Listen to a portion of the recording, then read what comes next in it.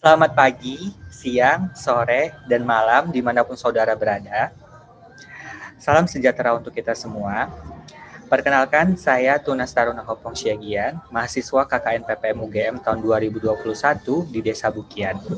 Pada kesempatan kali ini, izinkan saya memberi sedikit edukasi dan inovasi bagi Bapak Ibu sekalian, khususnya para petani di Desa Bukian, mengenai aplikasi yang telah dikembangkan oleh Fakultas Pertanian Universitas Gadjah Mada, yaitu aplikasi penyuluhan digital yang biasa kami sebut dengan sebutan Desa Apps.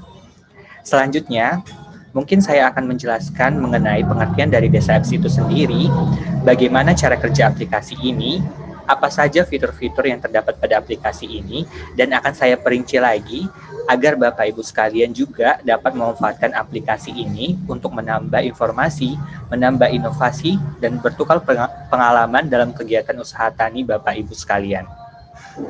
Baik, kali ini saya akan menjelaskan pengertian dari Desa Apps itu sendiri. Desa Apps merupakan kependekan dari Digital Extension Society for Agriculture Application.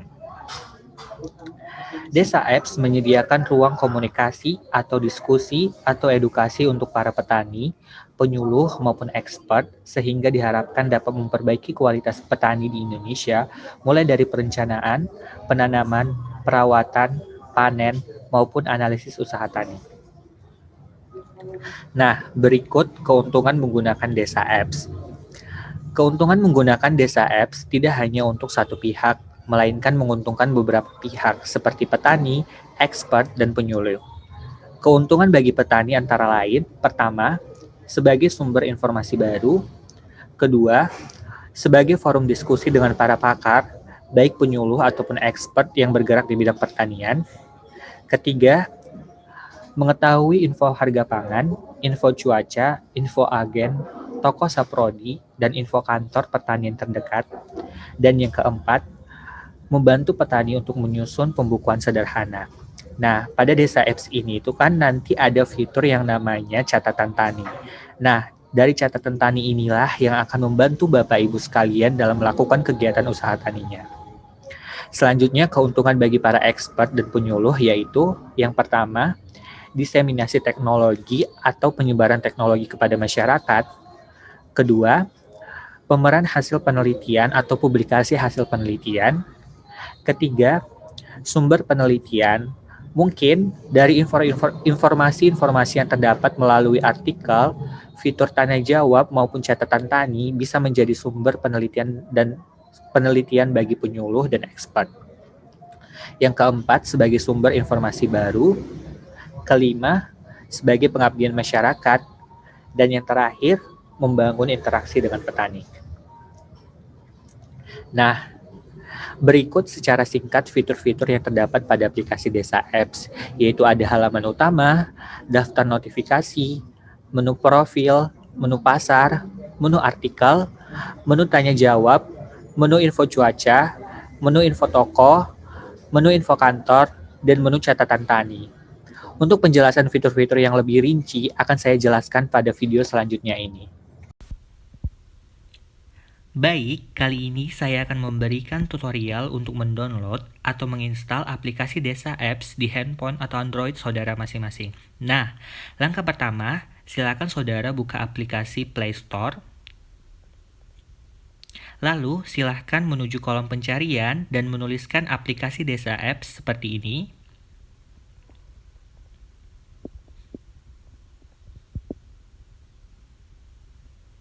Nah, selanjutnya kita pilih paling atas yang aplikasi Desa Apps. Lalu kita klik install dan tunggu sampai aplikasi terinstall atau terdownload.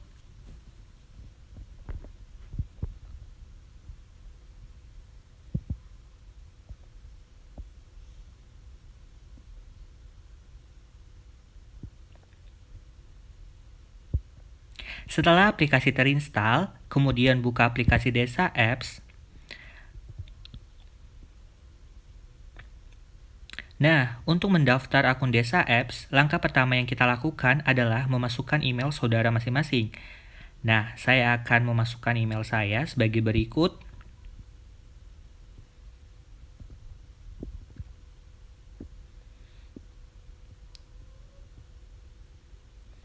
Kemudian setelah muncul seperti ini, silakan saudara mengisikan nomor handphone saudara di kolom yang tersedia. Nah, saya akan mengisikan nomor handphone saya sebagai berikut.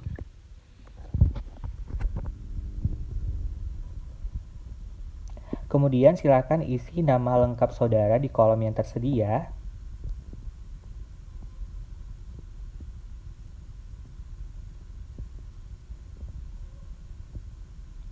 Kemudian pilih jenis kelamin saudara masing-masing. Kemudian pilih tanggal lahir saudara masing-masing. Nah, saya akan memilih tanggal lahir saya sebagai berikut.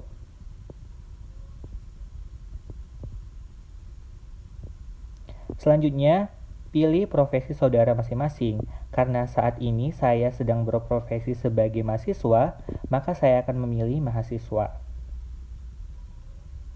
Kemudian, otomatis di sini data membernya akan bertambah dengan perguruan tinggi. Selanjutnya, saya akan memilih perguruan tinggi saya, yaitu Universitas Gadjah Mada. Saya klik dan saya pilih. Kemudian, selanjutnya, pilih provinsi domisili saudara masing-masing. Karena saat ini saya sedang berdomisili di Yogyakarta, maka saya akan memilih Yogyakarta.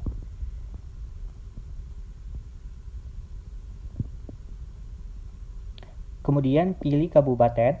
Nah, di sini saya memilih Kabupaten Sleman. Kemudian pilih kirim data.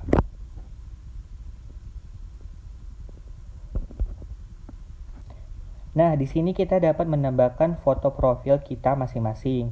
Nah, saya akan menambahkan foto profil saya dari galeri saya. Saya pilih galeri. Kemudian saya pilih fotonya. Kemudian saya tekan tombol selesai.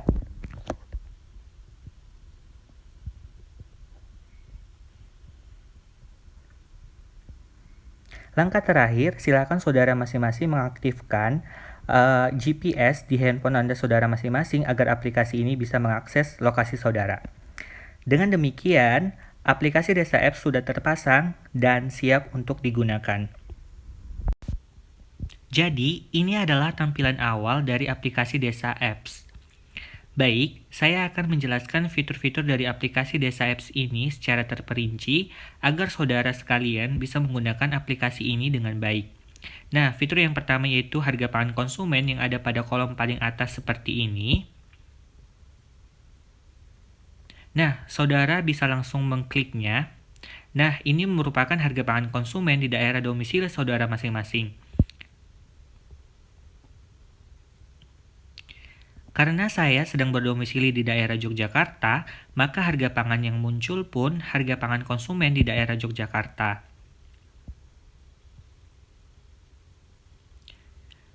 Tapi, saudara juga bisa mengetahui harga pangan konsumen di daerah yang ingin saudara ketahui dengan cara menekan filter, yaitu lambang garis 3 di sebelah kanan atas ini. Kemudian klik, maka akan muncul. Nah, saudara bisa mengisikan dengan provinsi yang ingin saudara ketahui harga pangan konsumennya. Misalnya saya ingin mengetahui harga pangan konsumen di Provinsi Bali, maka saya pilih Provinsi Bali. Kemudian kabupatennya saya pilih Kabupaten Gianyar. Nah, pasarnya saya pilih di semua pasar pada tanggal. Nah, saya pilih tahun 2021 pada bulan Maret tanggal 15. Terus saya klik OK dan klik pasang filter. Nah, maka akan muncul harga pangan konsumen di Provinsi Bali, Kabupaten Gianyar, di semua pasar pada tanggal 15 Maret tahun 2021. Nah, beginilah caranya jika saudara ingin mengetahui harga pangan konsumen di daerah lain selain harga pangan konsumen di domisili saudara masing-masing. Untuk fitur selanjutnya, ada fitur info cuaca seperti ini. Nah, saudara bisa mengkliknya, maka akan muncul info cuaca di daerah domisili saudara masing-masing. Nah, karena saya berdomisili di Yogyakarta dan memang ketika pengisian data awal saya mengisikan Yogyakarta, maka di sini akan muncul yang paling atas yaitu info cuaca di daerah Yogyakarta seperti ini. Tetapi, saudara juga bisa melihat info cuaca di daerah lain. Nah, misalnya nih, saya ingin melihat di daerah Lampung, maka saya mengkliknya, maka akan muncul info cuaca di daerah Lampung pada hari Senin seperti ini. Kemudian pada hari Selasa, Rabu, Kamis,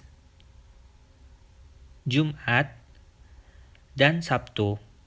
Nah, bukan hanya di daerah domisili saudara masing-masing, kita juga bisa melihat info cuaca di daerah yang lain. Selanjutnya ada fitur tanya jawab. Pada fitur ini, pengguna Desa Apps bisa saling bertukar informasi ataupun menanyakan suatu hal.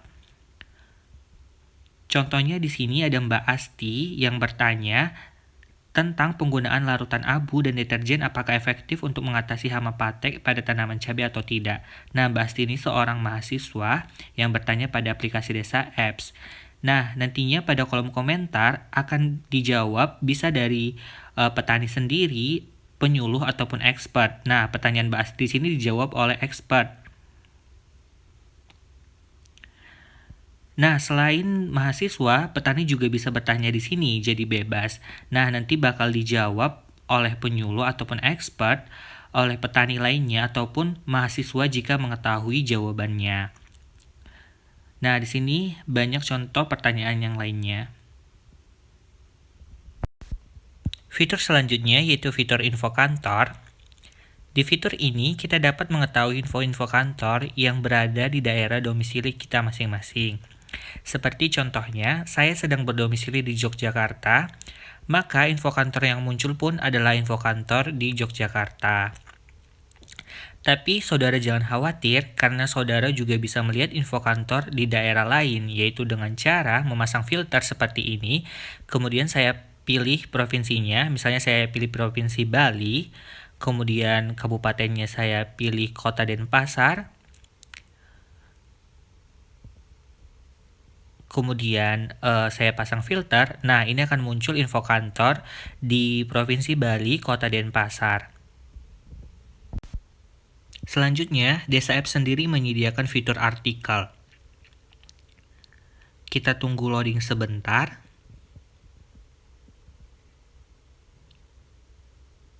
Pada fitur ini, kita dapat menemukan dan mencari banyak artikel tentang dunia pertanian, baik itu yang dipublikasikan oleh petani, mahasiswa, penyuluh, ataupun expert. Misalnya nih, ada artikel tentang ruang lingkup pengertian social forestry, kemudian ada strategi petani hutan rakyat dan kontribusinya. Nah, kita juga bisa mencari artikel yang lebih spesifik dengan cara menekan menu filter pada kanan bagian atas. Nah, akan muncul seperti ini, kemudian langsung saja pilih komoditasnya. Nah, di sini saya memilih komoditas padi. Saya ketik di sini padi. Kemudian untuk topiknya, saya memilih hama dan penyakit. Nah, untuk tipe di sini ada dua tipe, yaitu ada video dan artikel. Tetapi kali ini saya akan memilih tipe artikel. Nah, kemudian saya pasang filter. Nah, akan muncul beberapa artikel tentang komoditas padi dan topik hama dan penyakit tanaman. Seperti di sini ada pengolahan wereng batang coklat, kemudian hama dan penyakit pada padi, dan sebagainya. Selanjutnya, ada fitur info toko. Pada fitur ini, saudara bisa mengetahui toko-toko pertanian yang dekat dengan saudara atau di daerah domisili saudara masing-masing. Karena saya berdomisili di Yogyakarta, maka info toko yang muncul akan berada di lingkup Yogyakarta. Seperti toko Trubus Cabang Jogja, toko pertanian Sinar Kebun, toko Subur, dan toko-toko lainnya. Selanjutnya, Desa Apps sendiri menawarkan fitur pasar. Fitur pasar ini merupakan fitur sebagai wadah di mana petani ataupun pelaku usaha tani yang lainnya juga dapat memperjualbelikan hasil produk pertaniannya. Di sini banyak sekali hasil pertanian yang diperjualbelikan. Nah, di sini kita juga dapat menyukai ataupun memberikan komentar pada postingan di pasar ini. Nah, kita juga bisa mencari produk yang kita inginkan. Misalnya, saya ingin mencari cabai, maka saya akan ketik cabai, maka akan muncul. Nah, misalnya saya pilih cabai merah keriting ini. Nah, cabai merah keriting dengan harga 18.000 per kilogram. Nah, jika saya ingin membelinya, saya bisa mengontak melalui fitur pesan di kanan atas sebagai berikut. Fitur selanjutnya yaitu fitur catatan tani. Pada fitur ini, kita dapat melihat catatan tani dari beragam petani dan beragam komoditas yang ditanam. Nah, misalnya ada catatan tani dari Pak Herman Jayadi tentang pembibitan porang, lalu ada Bapak Hilman Lespayer Silaban tentang tanaman cabai. Catatan tani ini akan memberikan kita gambaran estimasi awal atau modal apabila ingin memulai budidaya suatu komoditas. Misalnya, saya ingin menanam komoditas cabai, maka saya bisa melihat catatan tani yang sudah pernah menanam cabai. Di sini saya bisa melihat catatan tani Pak Hilman. Saya bisa mengetahui kapan tanggal mulai menanamnya, kemudian komoditas tumpang sarinya apa, lokasi tanahnya di mana, kemudian luas tanahnya berapa, dan saya juga bisa mengetahui total pengeluaran yang saya akan keluarkan kira-kira berapa jika saya membudidayakan cabai. Nah, fitur ini sangat bermanfaat sekali bagi saudara yang ingin memulai budidaya. Saudara bisa melihat catatan tani petani yang ada di aplikasi ini. Selanjutnya, pada fitur yang di tengah ini, yang tanda tambah ini adalah fitur yang digunakan jika kita ingin bertanya di forum, jual barang, menambahkan catatan tani, menambahkan artikel, dan menambahkan info toko jika saudara memiliki toko. Jika kita ingin bertanya di forum, kita bisa langsung klik tanya forum, maka akan muncul seperti ini. Nah, pada fitur ini kita dapat menanyakan hal-hal yang memang belum kita ketahui. Dan mungkin apabila menunggu penyuluh pertanian datang ke lapangan itu terlalu lama, kemudian di internet masih kurang jelas ataupun dirasa tidak valid, maka dapat menanyakan di sini dengan cara saudara tinggal memasukkan komoditasnya apa. Nah, misalnya saya memasukkan komoditasnya cabai. Kemudian untuk topiknya saya pilih hama dan penyakit. Nah, kemudian masukkan pertanyaan saudara masing-masing. Nah, di sini saya contohkan pertanyaannya yaitu bagaimana cara mengatasi penyakit bercak daun pada tanaman cabai.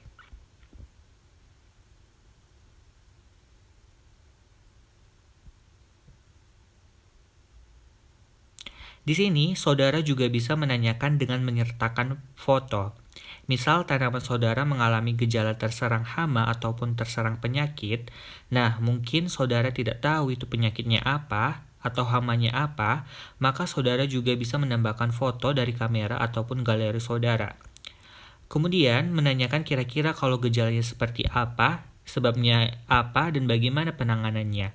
Nah, nanti mungkin akan dijawab oleh expert, penyuluh, petani, ataupun mahasiswa yang sama-sama menggunakan Desa Apps ini. Selanjutnya, pengguna Desa Apps semuanya juga dapat menjual barang hasil produk pertaniannya di menu jual barang. Langsung saja klik jual barang. Nah, akan muncul seperti ini. Di sini Anda bisa mencantumkan nama produknya apa, harganya berapa, kemudian satuannya apa, lalu isi deskripsi produk yang menjelaskan produk. Misalnya, dari produk bawang merah, deskripsinya bisa berupa bawang merah ini berumur segini, terus kondisinya segar dan baru, dan lain-lain. Kemudian kita dapat menambahkan foto produknya, kemudian kita kirim. Selanjutnya, saudara juga dapat menambahkan catatan tani dengan mengklik fitur catatan tani ini. Nah, akan muncul seperti ini. Saudara dapat mengisikan jenis usaha taninya apa, tanggal budidaya pertaniannya kapan, terus komoditas utamanya apa, komoditas tumpang sarinya apa, lalu lokasi tanahnya bagaimana, luas tanahnya itu berapa, terus saudara bisa mencantumkan rincian pengeluarannya apa saja, begitupun juga dengan rincian penerimaannya. Dan terakhir, bisa menambahkan foto.